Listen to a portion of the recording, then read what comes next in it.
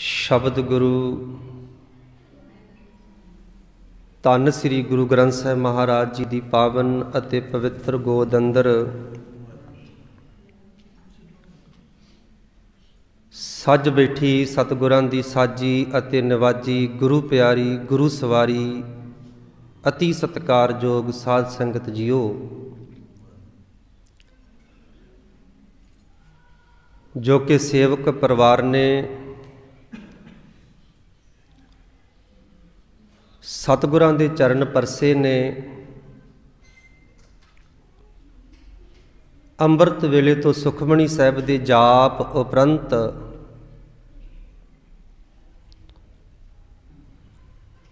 कुछ को मिनट परिवार दा हुक्म होया सी कि गुरु शब्द विचार दे नाल सांझ पाउणी है।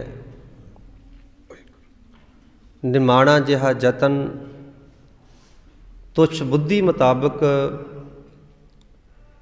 आपां सारे जने गुरु शब्द विचार दे नाल सांझ पाउण दे यतनशील हाँ। विचारां दी आरंभता तो पहलां जिन्नियां भी संगतां गुरु दी गोद विच बैठियां ने, वेखो ये कोई बहाना बनदा है सत संगत करन दा। ते आपां जिहड़ी साडी सोच आसे पासे भटक रही है, इधर उधर खिंडरी हुई है, उन्हों एक जगह ते इकट्ठी करके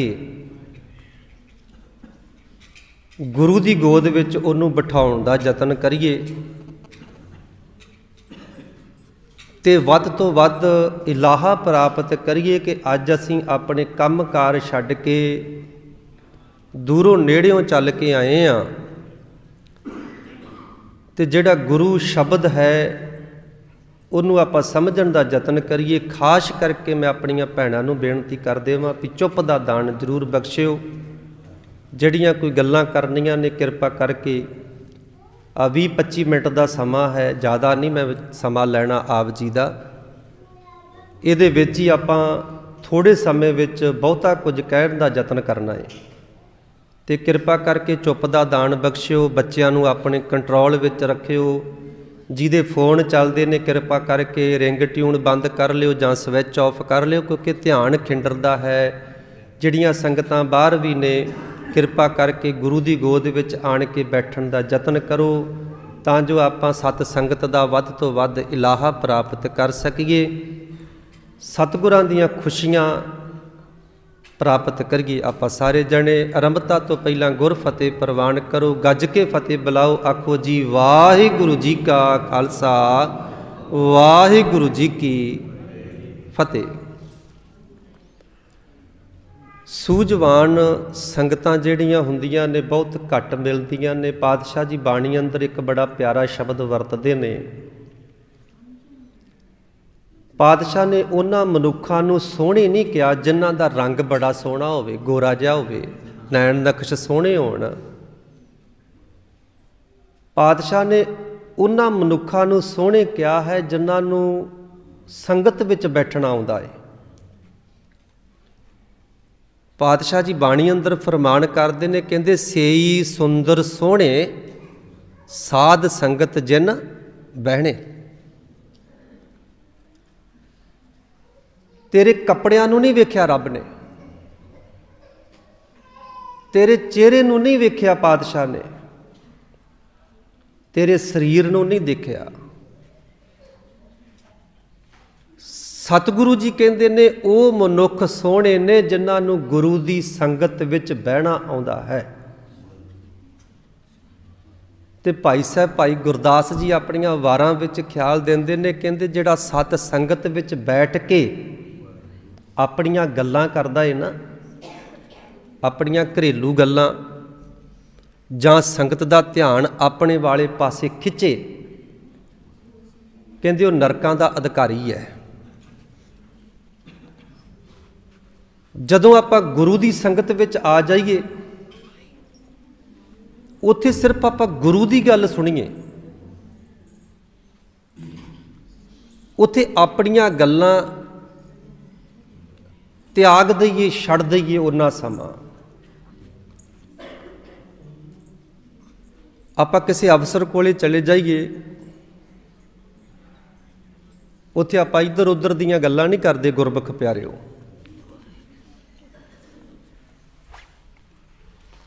ਉੱਥੇ ਆਪਾਂ ਉੱਥੋਂ ਦੀ ਗੱਲ ਕਰਦੇ ਹਾਂ, ਮੁੱਦੇ ਦੀ ਗੱਲ ਕਰਦੇ ਹਾਂ।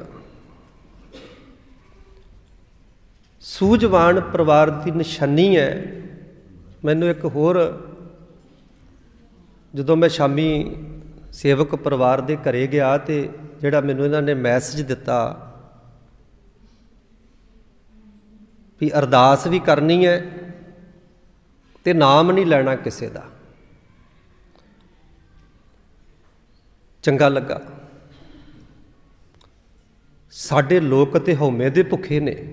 ਮੈਂ ਕਿਉਂਕਿ ਸੁਣਨਾ ਚਾਹੁੰਦੇ ਹੋ ਤੁਸੀਂ, ਮੈਨੂੰ ਇਸ ਗੱਲ ਦੀ ਮੈਂ ਸਮਝਦਾ ਵੀ ਤੁਹਾਡੇ ਵਿੱਚ ਗੁਰਮੁਖ ਪਿਆਰੇ ਬੈਠੇ ਨੇ ਤੇ ਵਿਣ ਗਾਹਕ ਗੁਣ ਵੇਚੀਏ ਤੋ ਗੁਣ ਸਹਿਗੋ ਜਾਏ। ਜੇ ਗਾਹਕ ਹੀ ਨਾ ਹੋਵੇ ਤਾਂ ਉੱਥੇ ਗੁਣ ਵੇਚਣ ਦਾ ਕੋਈ ਫਾਇਦਾ ਨਹੀਂ। ਤੁਸੀਂ ਸੁਣਨਾ ਚਾਹੁੰਦੇ ਹੋ, ਸੱਚ ਸੁਣਨਾ ਚਾਹੁੰਦੇ ਹੋ। ਵਾਕਿਆ ਇਹ ਸੱਚ ਹੈ, ਕਿਹਨੂੰ ਸੁਣਾਉਣਾ ਚਾਹੁੰਦਾ ਹੈ ਭਾਈ? ਕਿਹਨੂੰ ਦੱਸਣਾ ਚਾਹੁੰਦਾ ਹੈ ਫਲਾਨਾ ਢਿਮਕੜਾ ਦਾਦਾ ਪੜਦਾਦਾ ਲੱਕੜ ਦਾਦਾ? ਗੁਰੂ ਨੂੰ।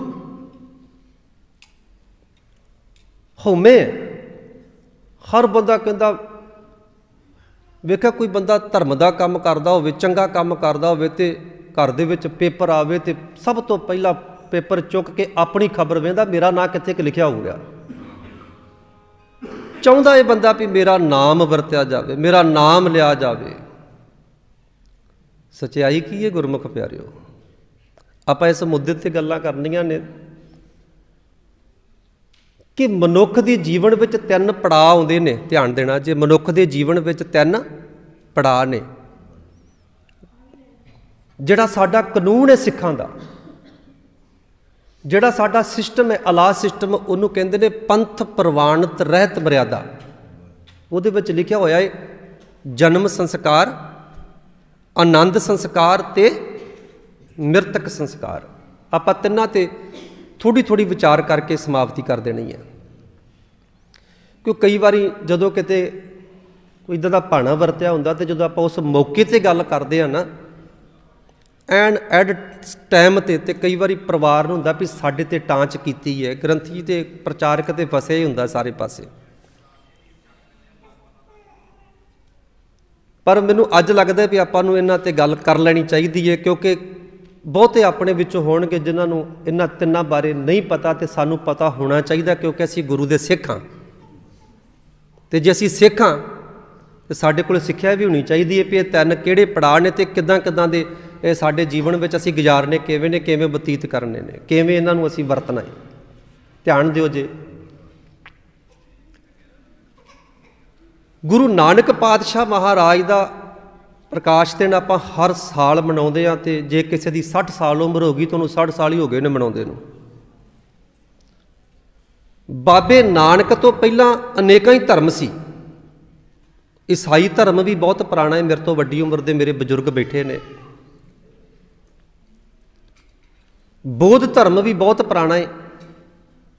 ਹਿੰਦੂ ਧਰਮ ਵੀ, ਮੁਸਲਮਾਨ ਧਰਮ ਵੀ। ਪਰ ਬਾਬੇ ਨਾਨਕ ਨੇ ਇੱਕ ਨਵੇਕਲਾ ਧਰਮ, ਇੱਕ ਵੱਖਰਾ ਧਰਮ, ਜੇ ਉਹਨਾਂ ਨੇ ਇਹੀ ਕੁਝ ਕਰਨਾ ਹੁੰਦਾ ਤੇ ਸਾਨੂੰ ਹਿੰਦੂ ਧਰਮ ਵਿੱਚ ਮਿਲਾ ਦਿੰਦੇ, ਸਾਨੂੰ ਬੌਧ ਧਰਮ ਵਿੱਚ ਮਿਲਾ ਦਿੰਦੇ, ਸਾਨੂੰ ਮੁਸਲਮਾਨ ਧਰਮ ਵਿੱਚ ਮਿਲਾ ਦਿੰਦੇ, ਸਾਨੂੰ ਈਸਾਈ ਧਰਮ ਵਿੱਚ ਮਿਲਾ ਦਿੰਦੇ ਵੀ ਇਹਨਾਂ ਨਾਲ ਰਲ ਜਾਓ ਤੁਸੀਂ ਵੀ। ਪਰ ਅੱਜ ਆਪਣੇ ਆਪਣੇ ਮਨਾਂ ਅੰਦਰ ਝਾਤੀ ਮਾਰ ਕੇ ਦੇਖ ਲਿਓ, ਅੱਜ ਸਿੱਖ ਨਾ ਤੇ ਈਸਾਈ ਆ, ਨਾ ਮੁਸਲਮਾਨ ਆ, ਨਾ ਹਿੰਦੂ ਆ, ਨਾ ਸਿੱਖ ਆ।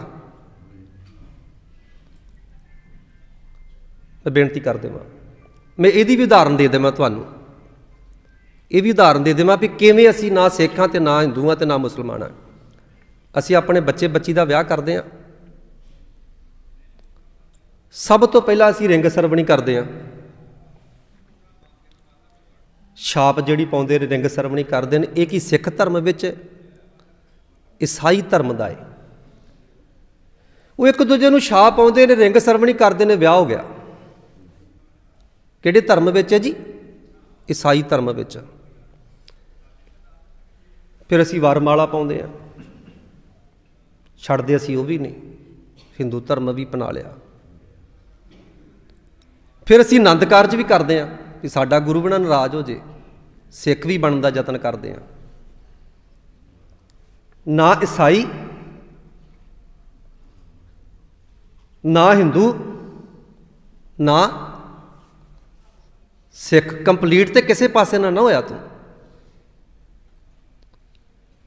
बाबे नानक ने इन्हां सारे धर्मां दे विचों कढ के एक नवेकला धर्म, एक सिख धर्म, वखरा, तेरी वक्री बोली, वखरा पहरावा, तेरी वक्री रहनी बहनी कहनी, सिरा तेरा सब कुछ वखरा, तेरा जन्म संस्कार वखरा, तेरा आनंद संस्कार वखरा, तेरा मृतक संस्कार वखरा, वखरे तरीके नाल तू होवे, उहदे विच भरम ना होवे, वहम ना होवे, कर्म कांड ना होवे उहदे विच।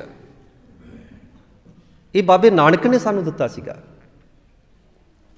अज सिख वहिमां दे विच भी जिउंदा त्यों है, कर्म कांड भी ज्यों दे त्यों ही करी जा रहा है, कोई उहदे विच फर्क नहीं पिया। मैं बेनती कर देवां, ध्यान देना जी।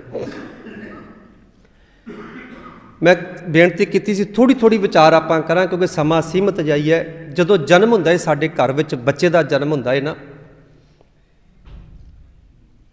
ते सिख दी परिभाषा की है? बच्चे का जन्म होया उस मालक का शुकराना करे, सच्चे पातशाह तू साडे घर विच जी भेजा तो तेरा ही है। क्योंकि सिख नूं इस गल का पता होना चाहिए, सिख वो है खुशी आ जाए तो बाली खुशी नहीं करता, जे किते दुख आ जाए तो बाला दुख भी महसूस नहीं करता, गमी भी नहीं करता बाली। ये सिख की परिभाषा है।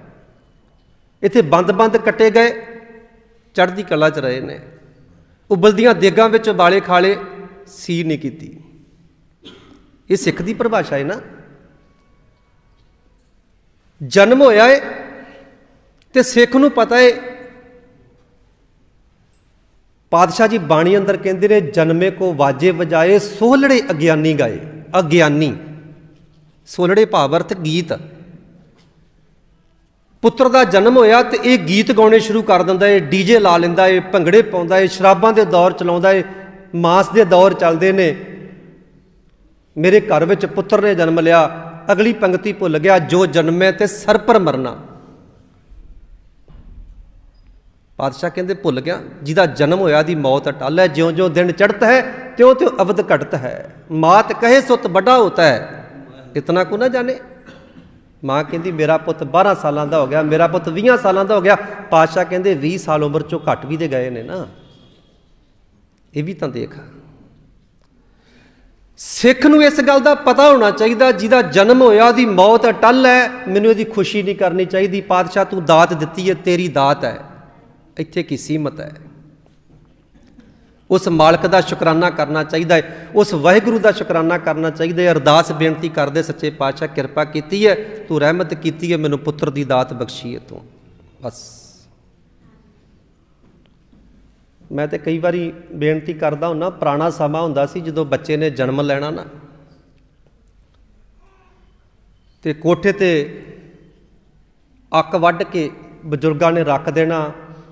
मातावां बैठियां ने मेरे तो वड्डी उम्र दियां ने, एक मड़ा वढ़ के रख देना। मड़ा शायद तुसीं समझदे होवो,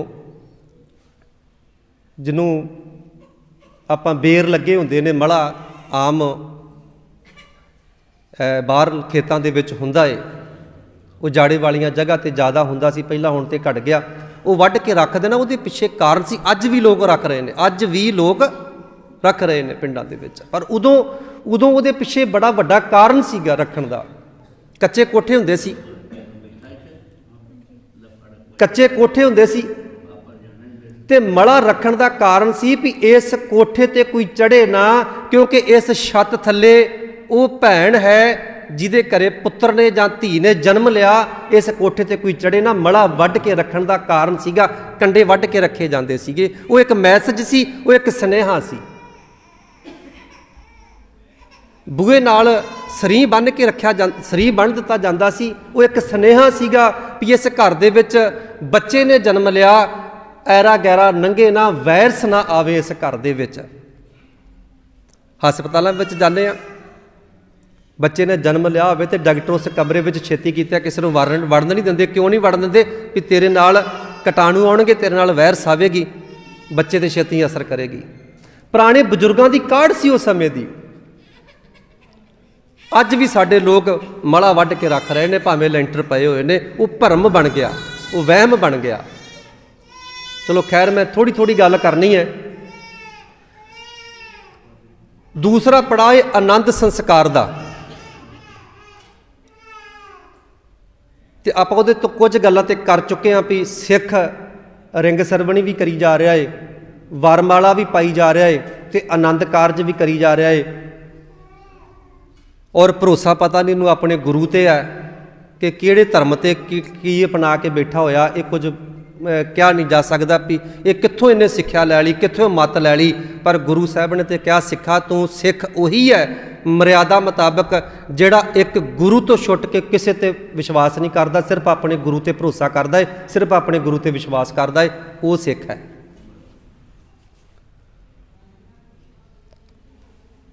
आनंद कारज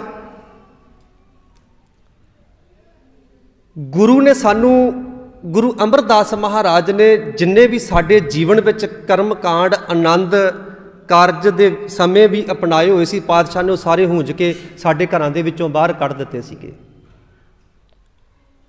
गुरु दी गोद विच आउणा, 12 वजण तो पहला पहला आनंद कारज करने। तो अज किते आपां अपने जीवन विच झाती मार के वेख लीए, मैं तो कई बारी 4 वजे भी आनंद कारज कीते ने, 4-5 भी वज जाते हैं। अज का समा ही अब मैं थोड़े दिन हो गए एक नकोदर दे विच आनंद कारज करके आया सीगा। वो बरात वाले वीर ते पटियाले आने सी, वो वेले नाल आ गए, तो कुड़ी वाला लोकल सीगा वो 2 बजे आए गुरुद्वारा साहब। पुछया गया, कहंदे वो ब्यूटी पार्लर दे विच कुड़ी तैयार होने वास्ते गई सी, उत्थे लेट कर दिता उन्होंने, तैयार होने वास्ते गई सी, उत्थे लेट हो गई। कुछ उन्होंने समा खा लिया, कुछ मूवी वालियां ने समा खा लिया। जिहड़ा जदों गुरु की गोद विच असीं आउंदे हां, जिथों आण के साडी जिंदगी का आनंद प्राप्त होना सी, जिसका नाम ही सतगुरां ने आनंद कारज रखिया, जिथों आण के जिंदगी का आनंद लैना सी, उत्थे आण के साडे कोले समा ही नहीं रह गया। असीं आण के ग्रंथी नूं पहलां कह दिंदे, भाई साहब जी छेती कर दिओ, जल्दी कर दिओ जे। नाम की रखिया सी पातशाह ने इहदा? आनंद कारज। जिहड़ा अज तू कारज करन लगा है ना गुरमुख प्यारिया, तेरी जिंदगी का अहम कारज है। अज तो बाद जिंदगी का आनंद लैना है। पर गुरमुख प्यारिओ, मेरियो भैणों, मेरियो वीरो, किते मन अंदर झाती मार के वेख लिओ, किन्ने क वीर ने, किन्नियां क जोड़ियां ने जिहड़ियां अपने विआह तो बाद जिंदगी का आनंद लैंदियां ने। 99% तो ऐसे ने कहंदे फाहा ही पा लिया, सियापा ही गल पा लिया कि जिंदगी का आनंद लिया।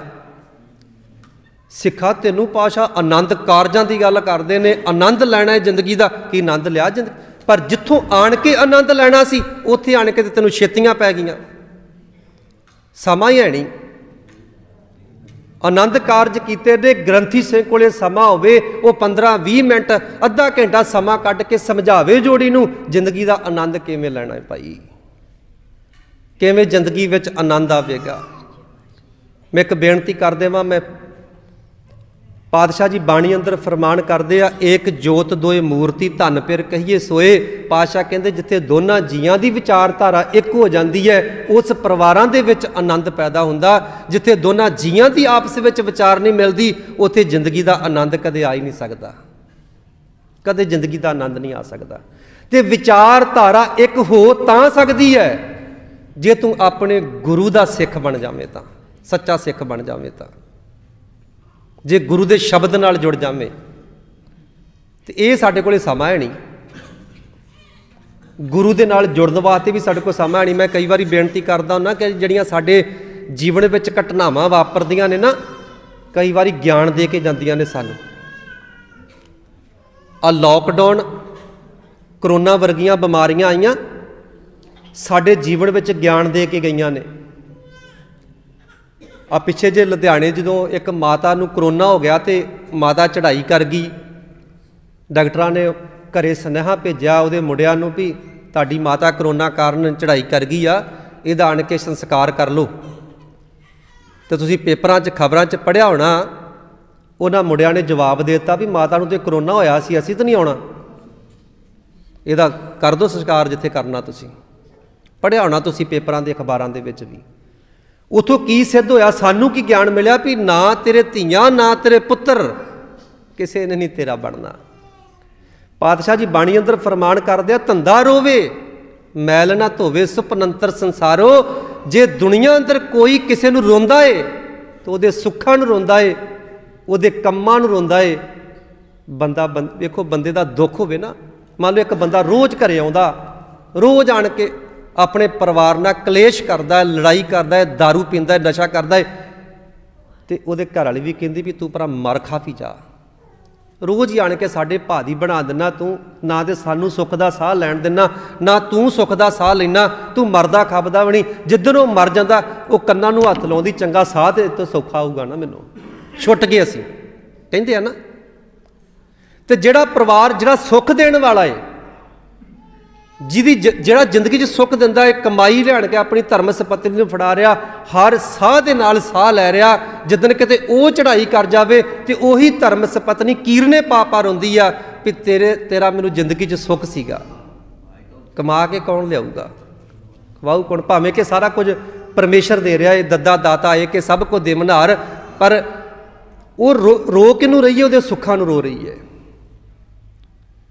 पातशाह जी बाणी अंदर कितना समा पहला लिख गए ने, धंधा रोवे बिजनस नूं रोंदे ने, कारोबार नूं रोंदे ने, सुपनंत संसार अंदर कोई बंदा बंदे नूं रोंदा, गुरमुख प्यारिओ उहदे सुखां नूं रोंदे ने।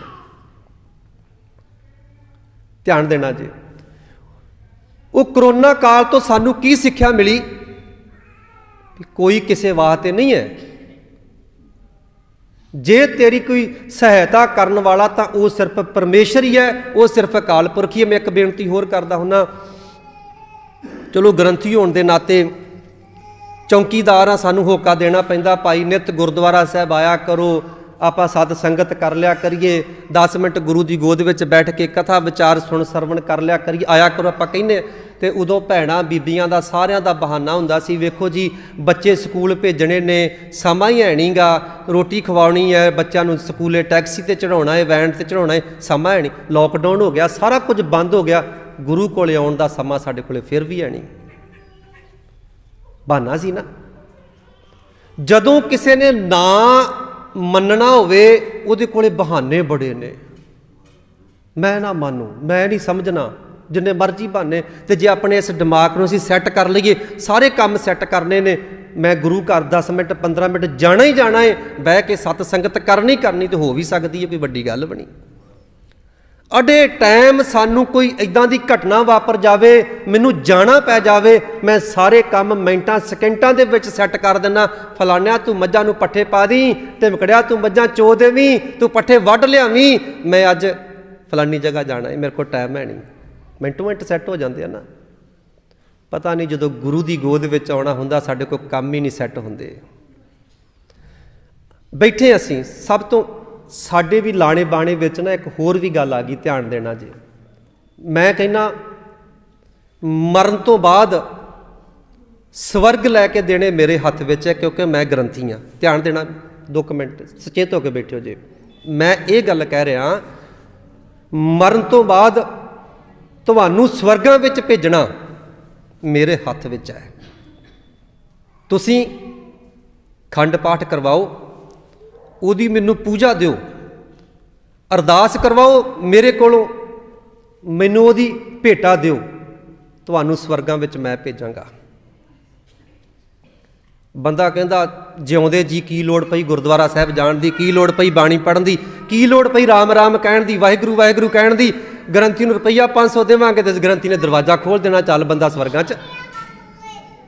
सच्चाई सुनियो जी। एक ना गरड़ पुराण ग्रंथ है, की नाम है जी ग्रंथ का? गरड़ पुराण। ਉਹਦੇ ਵਿੱਚ लिखिया होया है कि बंदा मरण तो बाद स्वर्गां विच जांदा है, ते जे उहनूं स्वर्गां विच तुसीं जी घलाउणा है अपने वड्डे नूं, ਤੇ ਰਸਤੇ ਦੇ ਵਿੱਚ ਇੱਕ ਤਰਵੈਣੀ ਨਦੀ ਵੀ ਆਉਂਦੀ ਹੈ। ਤਰਵੈਣੀ ਕੀ ਆਉਂਦੀ ਹੈ ਜੀ? ਤਰਵੈਣੀ ਨਦੀ, ਜਿਹੜੀ ਖੂਨ ਦੇ ਨਾਲ, ਮਿੱਝ ਦੇ ਨਾਲ ਭਰੀ ਹੋਈ ਹੈ। ਉਹਦੇ ਪਾਰ ਲੰਘ ਕੇ ਬੰਦੇ ਨੇ ਸਵਰਗਾਂ ਵਿੱਚ ਜਾਣਾ ਹੈ। ਜੇ ਤੁਸੀਂ ਆਪਣੇ ਬਜ਼ੁਰਗ ਨੂੰ ਸਵਰਗਾਂ ਵਿੱਚ ਭੇਜਣਾ ਚਾਹੁੰਦੇ ਹੋ ਤੇ ਉਹਦੇ ਵਿੱਚ ਲਿਖਿਆ ਹੋਇਆ ਵੀ ਤੁਸੀਂ ਬ੍ਰਾਹਮਣ ਨੂੰ ਇੱਕ ਗਾਈ ਦਾਨ ਕਰੋ।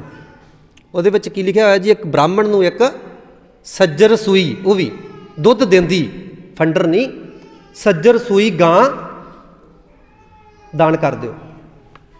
ਤੁਹਾਡੇ ਬਜ਼ੁਰਗ ਨੇ ਉਹਦੀ ਪੂਛ ਫੜ ਕੇ ਪਾਰ ਲੰਘਣਾ ਜੀ। ਹੁਣ ਉਸ ਗ੍ਰੰਥ ਵਿੱਚ ਜੇ ਤੁਸੀਂ ਆਪਣੇ ਬਜ਼ੁਰਗ ਨੂੰ ਸਵਰਗਾਂ ਵਿੱਚ ਘੱਲਣਾ ਚਾਹੁੰਦੇ ਹੋ ਤੇ ਜ਼ਮੀਨ ਦਾਨ ਕਰੋ, ਸੋਨਾ ਦਾਨ ਕਰੋ।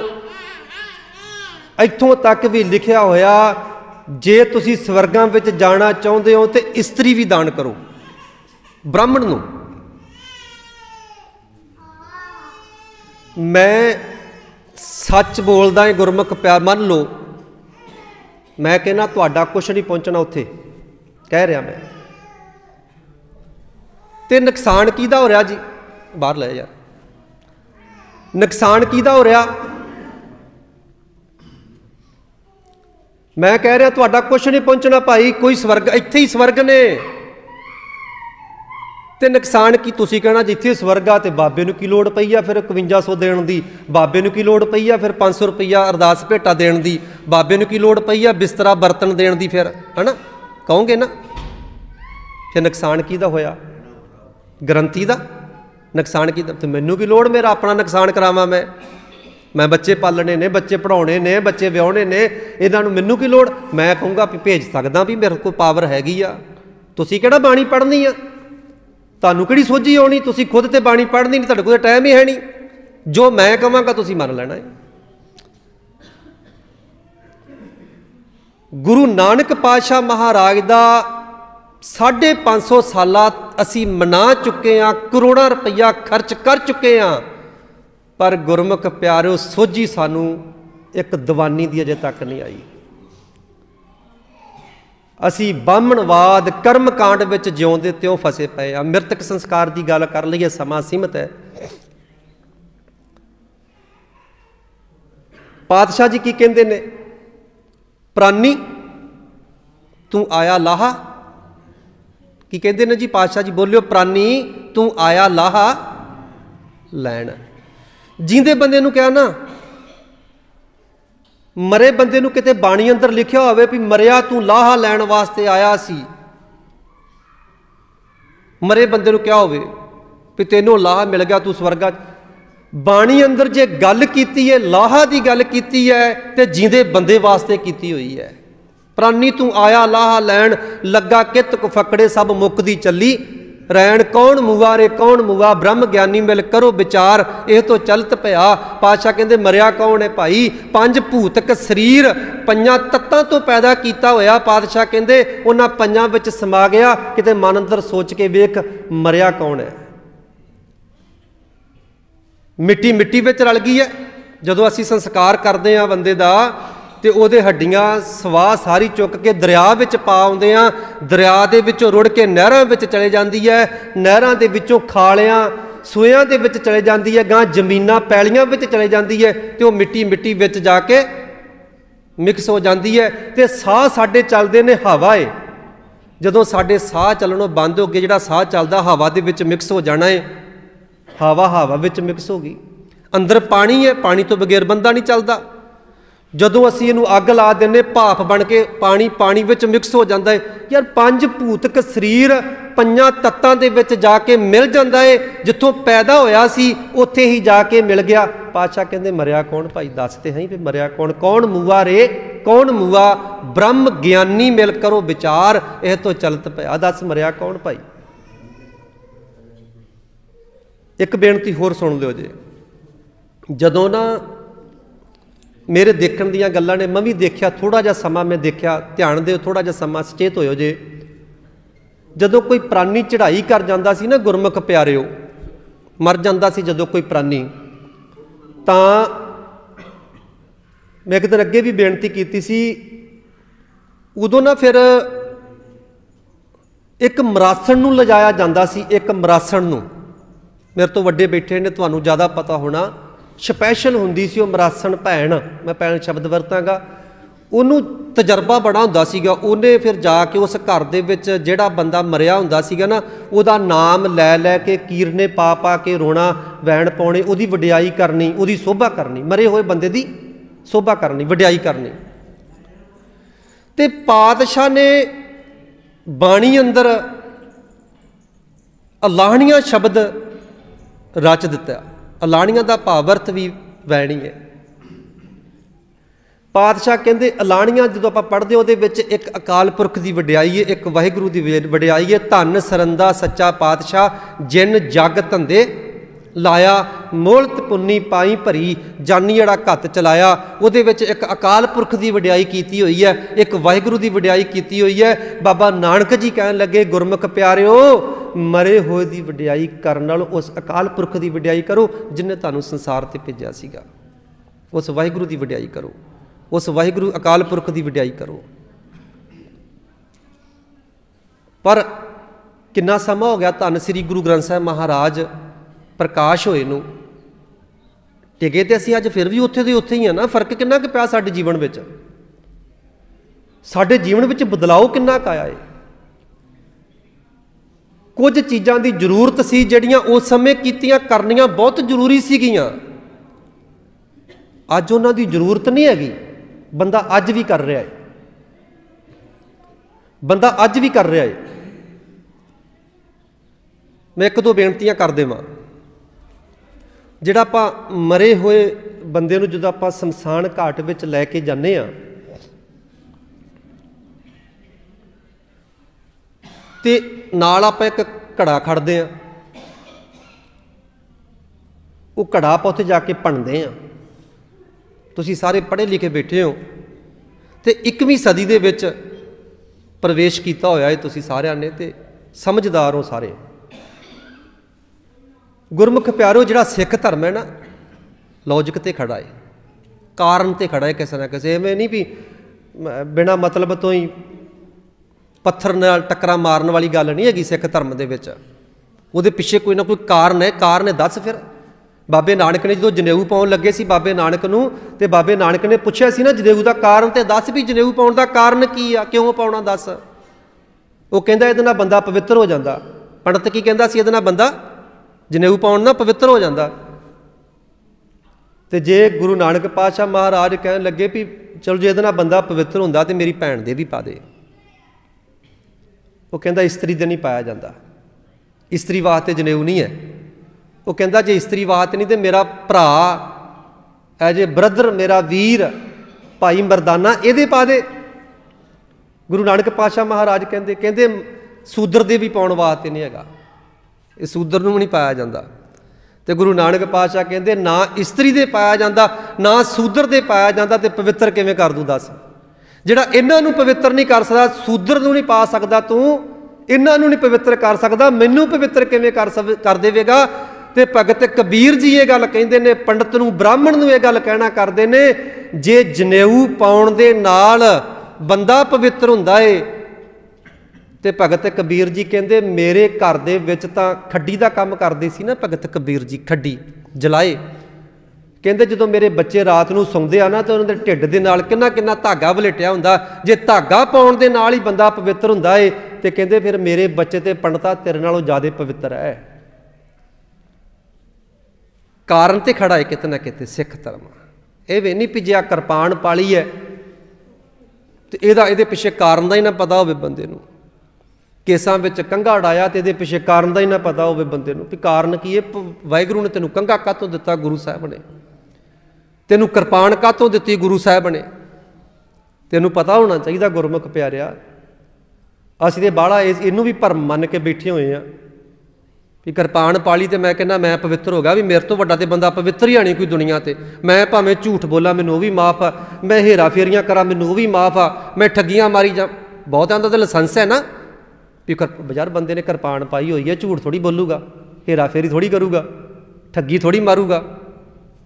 ਤੇ ਬਾਹਲਿਆਂ ਦਾ ਲਾਇਸੈਂਸ ਬਣ ਗਿਆ ਵੀ ਮੈਨੂੰ ਮਾਫ ਹੈ ਸਾਰਾ ਕੁਝ ਜੇ ਮੈਂ ਕਿਰਪਾਨ ਪਾ ਲਈ ਤਾਂ। ਮੈਂ ਕਹਿੰਦਾ ਮੈਂ ਇਹਦੇ ਪਿੱਛੇ ਕਾਰਨ ਹੈ ਗੁਰਮੁਖ ਪਿਆਰਿਆ, ਤੂੰ ਸਿੱਖੀ ਸਕੂਲ ਵਿੱਚ ਦਾਖਲਾ ਲੈ ਲਿਆ, ਅੰਮ੍ਰਿਤ ਛਕ ਕੇ ਗੁਰੂ ਵਾਲਾ ਬਣ ਕੇ ਇਸ ਤੋਂ ਬਾਅਦ ਆ ਸਟੱਡੀ ਸ਼ੁਰੂ ਕਰ, ਪੜ੍ਹਾਈ ਸ਼ੁਰੂ ਕਰ। ਤੈਨੂੰ ਪਤਾ ਹੋਣਾ ਚਾਹੀਦਾ ਸਿੱਖੀ ਅਸੂਲਾਂ ਬਾਰੇ, ਤੈਨੂੰ ਦੂਜਿਆਂ ਨਾਲੋਂ ਜ਼ਿਆਦਾ ਪਤਾ ਹੋਣਾ ਚਾਹੀਦਾ ਵੀ ਸਿੱਖੀ ਦੇ ਅਸੂਲ ਕੀ ਨੇ। ਧਿਆਨ ਦੇਣਾ ਜੇ ਥੋੜਾ, ਦੋ ਕਮੈਂਟ ਹੀ ਹੋਰ ਲੈਣੇ ਨੇ ਆਪ ਜੀ ਦੇ। ਕੋਈ ਸਮਾਂ ਸੀਗਾ, ਉਸ ਸਮੇਂ ਇੱਕ ਖੀਰਲਾ ਇੱਕ ਜੰਤਰ ਹੁੰਦਾ ਸੀ, ਖੀਰਲਾ ਜੰਤਰ। ਕਈ ਵਾਰ ਕੋਈ ਬੰਦਾ ਬੇਹੋਸ਼ ਹੋਇਆ ਹੋਵੇ ਨਾ ਤੇ ਆਪਾਂ ਉੱਤੇ ਪਾਣੀ ਦੇ ਛਿੱਟੇ ਮਾਰਦੇ ਵੀ ਇਹਨੂੰ ਹੋਸ਼ ਆ ਜੇ, ਮਾਰਦੇ ਆ ਨਾ। ਪੈਰਾਂ ਤੋਂ ਲੈ ਕੇ ਸਿਰ ਤੱਕ ਉੱਤੇ ਪਾਣੀ ਡੋਲਿਆ ਜਾਂਦਾ ਸੀਗਾ। ਪਾਣੀ ਡੋਲ ਕੇ ਉਹਦੇ ਸਰਾਣੇ ਜ਼ੋਰ ਨਾਲ ਘੜਾ ਭੰਨਿਆ ਜਾਂਦਾ ਸੀ ਤੇ ਵੱਡਾ ਪੁੱਤਰ ਦੁਹੱਥੜਾ ਮਾਰ ਕੇ ਉੱਚੀ ਆਵਾਜ਼ ਵਿੱਚ ਚੀਕ ਮਾਰਦਾ ਸੀ ਵੀ ਸ਼ੈਂਤ ਬਾਪੂ ਮੇਰੀ ਚੀਕ ਨਾਲ ਉੱਠ ਖਲੋਵੇ। ਉਹ ਆਖਰੀ ਇੱਕ ਜੰਤਰ, ਆਖਰੀ ਇੱਕ ਤਰੀਕਾ ਹੁੰਦਾ ਸੀ ਮ੍ਰਿਤਕ ਬੰਦੇ ਨੂੰ ਚੈੱਕ ਕਰਨ ਦਾ। ਅੱਜ ਸਾਡੇ ਜੀਵਨ ਵਿੱਚ ਇੱਕ ਭਰਮ ਬਣ ਕੇ ਰਹਿ ਗਿਆ ਵੀ ਇਹ ਘੜਾ ਤੇ ਭੰਨਣ ਤੋਂ ਬਗੈਰ ਖਰਾ ਬੰਦੇ ਨੂੰ ਸਵਰਗ ਹੀ ਨਹੀਂ ਮਿਲਣੇ। ਭਰਮ ਬਣ ਗਿਆ ਨਾ। ਜੇ ਕਿਤੇ ਮੇਰੇ ਵਰਗੇ ਉਸ ਸਮੇਂ ਕਹਿ ਦੇਵੇ ਨਾ ਵੀ ਨਹੀਂ ਯਾਰ ਇਹ ਭਰਮਾ ਨਾ ਕਰੋ ਇੱਦਾਂ, ਤੇ ਪਹਿਲੀ ਦੀ ਗੱਲ ਸਾਨੂੰ ਕੋਈ ਪੁੱਛਦਾ ਹੀ ਨਹੀਂ ਉਸ ਸਮੇਂ ਵੀ ਗ੍ਰੰਥੀ ਹੈ ਗੁਰੂ ਘਰ ਦੇ ਵਜੀਦ, ਗੁਰੂ ਮੁਤਾਬਕ 10 ਸੰਸਕਾਰ ਕਿਵੇਂ ਹੋਣਾ ਚਾਹੀਦਾ। ਮੈਂ ਇੱਕ ਦੋ ਵਾਰੀ ਆਪਣੀ ਰਿਸ਼ਤੇਦਾਰੀਆਂ ਦੇ ਵਿੱਚ ਗਿਆ, ਉੱਥੇ ਵੀ ਚਲੋ ਚੋਲਾ ਪਾਇਆ, ਮੈਨੂੰ ਇੱਕ ਦੋ ਵਾਰੀ ਆ ਗਏ ਪੁੱਛਣ ਵਾਸਤੇ ਵੀ ਬਾਬਾ ਜੀ ਕਿਵੇਂ ਕਰਨਾ। ਮੈਂ ਉਹਨਾਂ ਨੂੰ ਦੱਸਿਆ ਵੀ ਨਹੀਂ ਬਿਲਕੁਲ ਬਸ ਠੀਕ ਆ, ਕੋਈ ਘੜਾ ਨਹੀਂ ਚਾਹੀਦਾ, ਕੁਛ ਨਹੀਂ ਚਾਹੀਦਾ। ਅਤੇ ਉਹ ਮੁੜ ਕੇ ਮੈਨੂੰ ਪੁੱਛਣ ਵੜ ਗਏ ਵੀ ਨਹੀਂ ਇਹ ਤਾਂ ਪੁੱਠੇ ਬੰਨੇ ਲਾ ਰਿਹਾ ਸ਼ਾਇਦ ਸਾਨੂੰ, ਵੀ ਲੋਕੀ ਕਰਨਾ ਹੈ ਤੇ ਕਰਨਾ ਭਾਵੇਂ ਜੋ ਮਰਜ਼ੀ ਹੋ ਜਾਏ, ਭਾਵੇਂ ਗੁਰੂ ਕੁਛ ਕਹੀ ਜਾਵੇ ਨਾ ਕਵੇ, ਸਾਈਂ ਗੁਰੂ ਦੀ ਨਹੀਂ ਸੁਣਨੀ। ਗੁਰੂ ਸਾਨੂੰ ਕੀ ਕਹਿ ਰਿਹਾ, ਅਸੀਂ ਤਾਂ ਸਿਰਫ ਗੁਰੂ ਦਾ ਪ੍ਰਕਾਸ਼ ਕਰਨਾ ਹੈ ਤੇ ਪਾਠ ਕਰਾਉਣਾ, ਰਮਾਲੇ ਚੜਾਉਣੇ ਨੇ, ਦੇਗਾਂ ਕਰਵਾਉਣੀਆਂ ਨੇ, ਮੱਥਾ ਟੇਕਣਾ, ਅਰਦਾਸਾਂ ਕਰਵਾ ਦੇਣੀਆਂ, ਬੰਦਾ ਸਵਰਗਾਂ ਚਲ ਜੇ। ਗੁਰੂ ਕਹਿੰਦਾ ਕੀ ਹੈ, ਗੁਰੂ ਦਾ ਉਪਦੇਸ਼ ਕੀ ਹੈ ਸਾਡੇ ਵਾਸਤੇ, ਅਸੀਂ ਉਹ ਨਹੀਂ ਸੁਣਨਾ। ਅਸੀਂ ਤਾਂ ਮਨ ਦੀ ਮਰਜ਼ੀ ਕਰਨੀ ਹੈ, ਜੋ ਮੇਰਾ ਮਨ ਕਹਿ ਰਿਹਾ ਮੈਂ ਤਾਂ ਉਹ ਕਰਨਾ ਹੈ। ਧਿਆਨ ਦੇਣਾ ਗੁਰਮੁਖ ਪਿਆਰਿਓ, ਸਿੱਖ ਧਰਮ ਵੱਖਰਾ ਧਰਮ ਹੈ। ਜਨਮ ਸੰਸਕਾਰ ਤੋਂ ਲੈ ਕੇ ਆਨੰਦ ਸੰਸਕਾਰ ਤੇ ਮ੍ਰਿਤਕ ਸੰਸਕਾਰ ਤੱਕ, ਆਖਰੀ ਸਵਾਸਾਂ ਤੱਕ, ਡੈੱਡ ਬੋਡੀ ਨੂੰ ਸੰਭਾਲਣ ਤੱਕ ਇਹ ਇੱਕ ਵੱਖਰਾ ਹੀ ਹੈ। ਤੇ ਵੱਖਰਾ ਸਾਨੂੰ ਬਾਬਾ ਨਾਨਕ ਜੀ ਕਰਕੇ ਗਏ ਨੇ। ਤੇ ਗੁਰੂ ਦੀ ਮਰਿਆਦਾ ਪੜ੍ਹੋ, ਜਿਹੜੀ ਸਾਡੀ ਪੰਥ ਪ੍ਰਵਾਨਤ ਰਹਿਤ ਮਰਿਆਦਾ, ਉਹਨੂੰ ਪੜ੍ਹੋ। ਉਹਦੇ ਵਿੱਚ ਸਾਨੂੰ ਬਹੁਤ ਕੁਝ ਸਿੱਖਣ ਵਾਸਤੇ ਮਿਲੇਗਾ। ਅਸੀਂ ਸਾਡੇ ਘਰ ਵਿੱਚ ਬੱਚਾ ਜਨਮ ਲਵੇ, ਸਾਨੂੰ ਉਦੋਂ ਕੀ ਕਰਨਾ ਚਾਹੀਦਾ, ਜਦੋਂ ਅਸੀਂ ਆਪਣੀ ਧੀ ਦਾ ਜਾਂ ਪੁੱਤਰ ਦਾ ਵਿਆਹ ਕਰਦੇ ਹਾਂ ਸਾਨੂੰ ਉਦੋਂ ਕੀ ਕਰਨਾ ਚਾਹੀਦਾ। ਸਾਡੇ ਘਰ ਵਿੱਚ ਪ੍ਰਾਨੀ ਕੋਈ ਚੜ੍ਹਾਈ ਕਰ ਜਾਵੇ, ਕਿਉਂਕਿ ਇਹ ਜਿਹਦਾ ਜਨਮ ਹੋਇਆ ਉਹਦੀ ਮੌਤ ਤਾਂ ਹੋਣੀ ਹੈ, ਇਹਦੇ ਵਿੱਚ ਕੋਈ ਸ਼ੱਕ ਵਾਲੀ ਗੱਲ ਨਹੀਂ ਹੈ। ਜਿਹਦਾ ਜਨਮ ਹੋ ਗਿਆ ਉਹਦੀ ਮੌਤ ਅਟੱਲ ਫੈਸਲਾ ਹੈ, ਕਿਉਂਕਿ ਇਹਨੂੰ ਬਦਲਿਆ ਨਹੀਂ ਜਾ ਸਕਦਾ। ਸੋ ਉਦੋਂ ਅਸੀਂ ਕੀ ਕਰਨਾ ਹੈ, ਇਹਦੇ ਵਿੱਚ ਸਾਰਾ ਕੁਝ ਲਿਖਿਆ ਹੋਇਆ ਹੈ ਤੇ ਸਾਨੂੰ ਪੜ੍ਹ ਕੇ ਇਹ ਸਭ ਕੁਝ ਕਰਨਾ ਚਾਹੀਦਾ ਹੈ। ਧੰਨਵਾਦ ਸੰਗਤਾਂ ਦਾ, ਪਰਿਵਾਰ ਦਾ ਧੰਨਵਾਦ। ਜਿਹੜਾ ਪਰਿਵਾਰ ਫੋਰਨ ਬਾਹਰੋਂ ਆਏ ਨੇ, ਬੜੇ ਸੂਝਵਾਨ ਨੇ ਮੈਂ ਕਹਿ ਸਕਦਾ ਉਹਨਾਂ ਨੂੰ, ਕਿਉਂਕਿ ਮੈਂ ਜਿੱਦਾਂ ਅੱਜ ਵਿਚਾਰ ਕੀਤੀ ਹੈ ਇਹ ਤੋਂ ਪਹਿਲਾਂ ਨਹੀਂ ਕੀਤੀ, ਕਿਉਂਕਿ ਮੈਨੂੰ ਪਤਾ ਸੀ ਪਰਿਵਾਰ ਇਹ ਸੁਣਨ ਵਾਲਾ ਹੈ ਤੇ ਇਹ ਸੁਣ ਸਕਦਾ ਹੈ। ਅਤੇ ਬੌਲਿਆਂ ਨੂੰ ਤਾਂ ਜਿਵੇਂ ਫਿਰ ਐਲਰਜੀ ਵੀ ਹੋ ਜਾਂਦੀ ਹੈ ਕਈ ਵਾਰੀ, ਅਤੇ ਉਹ ਕਈਆਂ ਨੂੰ ਸਾਰਿਆਂ ਨੂੰ ਫਿਰ ਉਹ ਸ਼ੂਟ ਨਹੀਂ ਨਾ ਕਰਦਾ ਸਾਰਾ ਕੁਝ। ਕਈ ਵਾਰੀ ਸਪਰੇਟਾ ਦੁੱਧ ਜਿਹੜੇ ਪੀਣ ਗਿੱਝੇ ਨੇ, ਫੋਕੀਆਂ ਫਲਾਉਣੀਆਂ ਸਮਝਦੇ ਹੋ, ਅਤੇ ਉਹਨਾਂ ਨੂੰ ਫਿਰ ਜੋ ਸੱਚ ਸੁਣਾਓਗੇ ਸੱਚ ਨਹੀਂ ਸੁਣਿਆ ਜਾਂਦਾ। ਗੁਰਮੁਖ ਪਿਆਰੋ, ਫੋਕੀਆਂ ਫਲਾਉਣੀਆਂ ਆ ਢਾਡੀ ਜਥਿਆਂ ਨੂੰ ਬੁਲਾਉਣ ਦਾ ਕਾਰਨ ਹੀ ਇੱਕ ਹੁੰਦਾ ਵੀ ਉਹਨਾਂ ਨੇ ਸਾਰਿਆਂ ਦੇ ਨਾਂ ਲਈ ਜਾਣੇ, ਜਿਹੜਾ 100 ਦੇ ਗਿਆ, ਜਿਹੜਾ 500 ਦੇ ਗਿਆ, ਉਹਨੂੰ ਵੀ ਹੈ ਜੀ ਬੜੇ ਗੁਰਮੁਖ ਪਰਿਵਾਰ ਜੀ ਫਲਾਨਾ। ਸਾਡੇ ਕੋਲ ਇਹ ਚੀਜ਼ਾਂ ਨਹੀਂ ਹੈਗੀਆਂ। ਫੋਕੀਆਂ ਫਲਾਉਣੀਆਂ ਜਿਹੜੀਆਂ ਨੇ ਨਾ ਉਹ ਗਲਤ ਨੇ, ਉਹਨੇ ਸਾਡੇ ਸਮਾਜ ਨੂੰ ਗਲਤ ਪਾਸੇ ਪਾਇਆ ਹੋਇਆ। ਬੰਦਾ ਭਾਵੇਂ ਸਿਰੇ ਦਾ ਰਾਤ ਨੂੰ ਸ਼ਰਾਬੀ ਜੇ 100 ਰੁਪਈਆ ਦੇਤਾ ਉਹਨੂੰ ਗੁਰਮੁਖ ਕਹਿ ਦੇਣਾ ਵੀ ਬੜਾ ਵੱਡਾ ਗੁਰਮੁਖ ਹੈ ਭਾਈ, ਇਹਦੇ ਵਰਗਾ ਤੇ ਗੁਰਮੁਖ ਪਰਿਵਾਰ ਹੀ ਹੈ ਨਹੀਂ। ਸੋ ਗੁਰਮੁਖ ਪਿਆਰੋ, ਇਸੇ ਚੀਜ਼ ਨੇ ਸੱਚ ਨੂੰ ਸੱਚ ਕਹਿਣ ਤੋਂ ਜਦੋਂ ਅਸੀਂ ਕੰਨੀ ਕਤਰਾ ਜਾਂਦੇ ਹਾਂ ਤੇ ਸਾਡਾ ਸਮਾਜ ਜਿਹੜਾ ਕੁਰਾਹੇ ਪੈ ਚੁੱਕਿਆ, ਉਹਨੂੰ ਸਵਾਰਿਆ ਨਹੀਂ ਜਾ ਸਕਦਾ। ਹਿੰਮਤ ਰੱਖੋ ਸੱਚ ਨੂੰ ਸੱਚ ਕਹਿਣ ਦੀ। ਫੁੱਲ ਨੂੰ ਫੁੱਲ ਕਹਿ ਦਿਓ, ਕੰਡੇ ਨੂੰ ਕੰਡਾ ਕਹਿ ਦਿਓ, ਅਤੇ ਆਪਾਂ ਫਿਰ ਕੁਝ ਸਮਾਜ ਦਾ ਸਵਾਰ ਸਕਦੇ ਹਾਂ। ਧੰਨਵਾਦ ਸੰਗਤਾਂ ਦਾ, ਪਰਿਵਾਰਾਂ ਦਾ ਧੰਨਵਾਦ। ਇਹਨਾਂ ਦੇ ਹੁਕਮ ਦੇ ਨਾਲ ਆਪ ਜੀ ਦੇ ਕੁਝ ਕੁ ਸਮਾਂ ਆਪ ਜੀ ਦੇ ਸਨਮੁਖ ਹੋਏ ਹਾਂ। ਸਤਿਗੁਰੂ ਕਿਰਪਾ ਕਰਨ। ਇੱਕ ਮੈਂ ਬੇਨਤੀ ਹੋਰ ਕਰ ਦੇਵਾਂ, ਸਮੇਂ ਦੀ ਕੋਈ ਪਾਬੰਦੀ ਨਹੀਂ ਹੁੰਦੀ ਗੁਰਮੁਖ ਪਿਆਰਿਓ। ਕਈ ਵਾਰੀ ਇੱਕ ਬੰਦਾ ਕਹਿੰਦਾ ਵੀ ਪੌਣਾ ਸਮਾਂ ਹੀ ਲਾਉਣਾ ਜੀ, ਜਾਂ ਸਵਾ ਹੀ ਲਾਉਣਾ, ਇਹ ਵੀ ਇੱਕ ਭਰਮ ਹੀ ਹੈ। ਬਾਣੀ ਪੜ੍ਹਦਿਆਂ ਲਿਖਿਆ ਹੋਇਆ ਰਹਿਤ ਮਰਿਆਦਾ ਦੇ ਵਿੱਚ ਬਾਣੀ ਸੁੱਧ ਅਤੇ ਸਪਸ਼ਟ ਹੋਣੀ ਚਾਹੀਦੀ, ਸਮਾਂ ਭਾਵੇਂ ਵਧੀਕ ਲੱਗ ਜਾਵੇ, ਇੱਦਾਂ ਲਿਖਿਆ ਹੋਇਆ ਜੇ। ਬਾਣੀ ਸੁੱਧ ਸਪਸ਼ਟ ਹੋਵੇ, ਸਮਾਂ ਭਾਵੇਂ ਵਧੀਕ ਭਾਵੇਂ ਵਾਧੂ ਵੀ ਲੱਗ ਜਾਵੇ, ਕੋਈ ਗੱਲ ਨਹੀਂ। ਅਸੀਂ ਉੱਥੇ ਟਿਕੇ ਹੋਏ ਹਾਂ ਵੀ 15 ਮਿੰਟ ਘੱਟ ਹੀ ਹੋਣੇ ਚਾਹੀਦੇ ਆ, ਤੇ ਜੇ ਕੋਈ ਖੁਸ਼ੀ ਵਾਲਾ ਕੰਮ ਕਹਿੰਦੇ 15 ਮਿੰਟ ਵੱਧ ਹੀ ਹੋਣੇ ਚਾਹੀਦੇ ਆ। ਕਿੱਥੇ ਟਿਕੇ ਹੋਏ ਗੁਰਮੁਖ ਪਿਆਰਿਓ। ਇਸ ਕਰਕੇ ਸਾਨੂੰ ਸਾਰਾ ਕੁਝ ਸਮਝ ਸੋਚ ਕੇ ਵਿਚਾਰ ਕੇ ਚੱਲਣਾ ਚਾਹੀਦਾ। ਬਾਣੀ ਵੱਧ ਤੋਂ ਵੱਧ ਪੜ੍ਹੀਏ, ਸਮਾਂ ਵੱਧ ਤੋਂ ਵੱਧ ਗੁਰੂ ਦੇ ਚਰਨਾਂ ਵਿੱਚ ਬੈਠ ਕੇ ਗੁਜ਼ਾਰੀਏ। ਧੰਨਵਾਦ ਪਰਿਵਾਰ ਦਾ, ਦੋਨਾਂ ਪਰਿਵਾਰਾਂ ਦਾ, ਸੰਘੇੜਾ ਪਰਿਵਾਰ ਦਾ ਵੀ, ਦੋਨਾਂ ਪਰਿਵਾਰਾਂ ਦੇ ਜਿਹੜੇ ਬਾਹਰੋਂ ਵੀ ਆਏ ਨੇ ਵੀਰ, ਮੇਰੀ ਸਤਿਕਾਰਯੋਗ ਭੈਣ, ਉਹਨਾਂ ਦਾ ਇੱਕ ਖਵਾਇਸ਼ ਸੀਗੀ ਵੀ ਚਲੋ ਬਾਹਰੋਂ ਆਏ, ਨਾਲੇ ਤੇ ਪਰਿਵਾਰਕ ਫੈਮਿਲੀ ਜਿੰਨੇ ਵੀ ਆ ਉਹਨਾਂ ਨੂੰ ਪਤਾ ਹੋਣਾ ਵੀ ਜਦੋਂ ਪਤਾ ਲੱਗਦਾ ਵੀ ਆਏ ਨੇ ਤੇ ਮਿਲਣ ਵਾਸਤੇ ਆਉਣਾ, ਤੇ ਹੁਣ ਮਿਲ ਲੈਣਗੇ ਸਾਰੇ ਚਲੋ, ਤੇ ਨਾਲੇ ਗੁਰੂ ਦੇ ਚਰਨ ਵੀ ਪਰਸੇ ਜਾਣਗੇ, ਗੁਰੂ ਦਾ ਹਰ ਜਸ ਵੀ ਹੋ ਜਾਵੇਗਾ। ਇਹ ਵੀ ਸੀਗਾ ਮਨ ਅੰਦਰ। ਸਤਿਗੁਰੂ ਕਿਰਪਾ ਕਰਨ, ਪਰਿਵਾਰਾਂ ਤੇ ਮੇਰਾ ਭਰਿਆ ਹੱਥ ਰੱਖਣ, ਤੰਦਰੁਸਤੀ, ਦੇਹ ਅਰੋਗਤਾ ਸਤਿਗੁਰੂ ਜੀ ਬਖਸ਼ਿਸ਼ ਕਰਨ, ਦੇਸ਼ ਵਿਦੇਸ਼ ਹੱਥ ਦੇ ਕੇ ਸਤਿਗੁਰੂ ਜੀ ਰੱਖਿਆ ਕਰਨ, ਕਿਰਤ ਕਮਾਈਆਂ ਦੇ ਵਿੱਚ ਵਾਧੇ ਬਖਸ਼ਣ। ਜਿਹੜੇ ਪਰਿਵਾਰ ਦੇਸ਼ਾਂ ਵਿਦੇਸ਼ਾਂ ਦੇ ਵਿੱਚ ਕਿਰਤ ਕਮਾਈ ਨੂੰ ਮੁੱਖ ਰੱਖ ਕੇ ਗਏ ਨੇ, ਮੈਂ ਬੱਚਿਆਂ ਵੱਲ ਦੇਖਦਾ ਸੀਗਾ, ਚੋਲੇ ਪਾਏ ਨੇ, ਦਮਾਲੇ ਸੰਜਾਏ ਹੋਏ ਨੇ, ਬੜਾ ਮਨ ਨੂੰ ਹੋਇਆ ਜਦੋਂ ਹੁਣ ਮੈਂ ਅੰਦਰ ਆਏ ਸੀਗੇ ਬੱਚੇ, ਕਿਉਂਕਿ ਸਮੁੰਦਰਾਂ ਤੋਂ ਪਾਰ ਜਾ ਕੇ ਵੀ ਸਿੱਖੀ ਨੂੰ ਸੰਭਾਲਿਆ ਹੋਇਆ। ਇੱਧਰ ਸਾਡੇ ਜਿਹੜੇ ਨੇ ਆਪਾਂ ਵੇਖਦੇ ਹਾਂ ਵੀ ਕੰਨਾਂ 'ਚ ਮੁੰਦੀਆਂ ਪਾਈ ਫਿਰਦੇ ਨੇ ਤੇ ਗਜਨੀ ਕੱਟ ਕਰਵਾਈ ਫਿਰਦੇ ਨੇ। ਅਸੀਂ ਕਹਿੰਦੇ ਪੰਜਾਬ ਜਿਹੜਾ ਸਿੱਖੀ ਦਾ ਦਿਲ ਹੈ, ਕਹਿੰਦੇ ਆ ਨਾ, ਹਿਰਦਾ ਏ, ਤੇ ਸਾਡੇ ਸਿੱਖੀ ਤੋਂ ਵੇਖੋ ਕਿੰਨੇ ਮੁਨਕਰ ਹੋਏ ਫਿਰਦੇ ਨੇ। ਜੇ ਭੈਣਾਂ ਬੀਬੀਆਂ ਮਾਤਾਵਾਂ ਤੇ ਵੀਰਾਂ ਦੀ ਗੱਲ ਕਰ ਦਈਏ ਤੇ ਕੋਈ ਗੱਲ ਕਹਿਣ ਵਾਲੀ ਹੈ ਹੀ ਨਹੀਂ ਗੀ। ਕੰਨਾਂ 'ਚ ਮੁੰਦੀਆਂ ਪਾ ਕੇ ਜਨਾਨੀਆਂ ਬਣੀ ਫਿਰਦੇ ਨੇ, ਜਿਹੜੀਆਂ ਜਨਾਨੀਆਂ ਨੇ ਉਹ ਬੰਦੇ ਬਣਨ ਨੂੰ ਤਿਆਰ ਨੇ। ਮੈਨੂੰ ਸਮਝ ਨਹੀਂ ਲੱਗਦੀ ਪਈ ਅਸੀਂ ਕਿਹੜੇ ਕਿਰਾਏ ਪੈ ਚੁੱਕੇ ਹਾਂ ਗੁਰੂ ਦੀ ਬਾਣੀ ਨੂੰ ਪੜ੍ਹ ਕੇ। ਗੁਰਮੁਖ ਪਿਆਰਿਓ, ਜਿਨ੍ਹਾਂ ਸ਼ਹੀਦਾਂ ਦਾ ਕਰਕੇ ਸਾਨੂੰ ਸਿੱਖੀ ਮਿਲੀ ਹੈ, ਜਿਨ੍ਹਾਂ ਸ਼ਹੀਦਾਂ ਦਾ ਕਰਕੇ ਸਾਨੂੰ ਸਰਦਾਰੀ ਮਿਲੀ ਹੈ, ਉਹਨਾਂ ਸ਼ਹੀਦਾਂ ਨੂੰ ਵੀ ਤੇ ਕਿਤੇ ਨਾ ਕਿਤੇ ਯਾਦ ਕਰ ਲਿਆ ਕਰੀਏ। ਫਿਰ ਆਪਣਾ ਸਾਡਾ ਲੋਕ ਸੁਖੀਏ, ਪਰਲੋਕ ਸੁਹੇਲੇ, ਨਾਨਕ ਹਰ ਪ੍ਰਭ ਆਪੇ ਮੇਲੇ। ਆਈਆਂ ਸੰਗਤਾਂ ਦਾ ਧੰਨਵਾਦ, ਹੋਈਆਂ ਗਲਤੀਆਂ ਦੀ ਖਿਮਾ। ਆਓ ਆਨੰਦ ਸਾਹਿਬ ਦੀ ਬਾਣੀ ਨਾਲ ਜੁੜ ਕੇ ਆਪਣਾ ਜੀਵਨ ਸਫਲਾ ਬਣਾਈਏ ਜੀ। ਸਾਰੀਆਂ ਸੰਗਤਾਂ ਨੂੰ ਬੇਨਤੀ ਹੈ, ਆਨੰਦ ਸਾਹਿਬ ਦਾ ਪਾਠ ਆਪਾਂ ਸਾਰਿਆਂ ਜਣਿਆਂ ਨੇ ਸੰਗਤ ਰੂਪ ਵਿੱਚ ਰਲ ਮਿਲ ਕੇ ਕਰਾਂਗੇ। ਫਤਿਹ ਬੁਲਾਓ, ਗੱਜ ਕੇ ਫਤਿਹ ਬੁਲਾਓ। ਹੋਈਆਂ ਗਲਤੀਆਂ ਦੀ ਖਿਮਾ ਕਰ ਦੇਣਾ। ਭੁੱਲਾਂ ਹੋ ਜਾਂਦੀਆਂ ਨੇ, ਭੁੱਲਾਂ ਮੇਰੀਆਂ ਨੇ। ਗਿਆਨ ਗੁਰੂ ਦਾ ਹੈ, ਭੁੱਲਾਂ ਨੂੰ ਨਾ ਚਿਤਾਰਿਓ, ਤੇ ਗੁਰੂ ਦੇ ਗਿਆਨ ਨੂੰ ਆਪਣੇ ਜੀਵਨ ਦਾ ਆਧਾਰ ਬਣਾ ਲਿਓ। ਗੁਰੂ ਦਾ ਧੰਨਵਾਦ, ਧੰਨ ਸ੍ਰੀ ਗੁਰੂ ਗ੍ਰੰਥ ਸਾਹਿਬ ਮਹਾਰਾਜ ਦਾ ਕੋਟਨ ਕੋਟ ਧੰਨਵਾਦ, ਜਿਨ੍ਹਾਂ ਦੀ ਕਿਰਪਾ ਸਦਕਾ ਆਪਾਂ ਸਾਰੇ ਜਣੇ ਗੁਰੂ ਦੀ ਗੋਦ ਵਿੱਚ ਸੱਜ ਬੈਠੇ ਹਾਂ। ਫਤਿਹ ਬੁਲਾਓ, ਆਖੋ ਜੀ ਵਾਹਿਗੁਰੂ ਜੀ ਕਾ ਖਾਲਸਾ, ਵਾਹਿਗੁਰੂ ਜੀ ਕੀ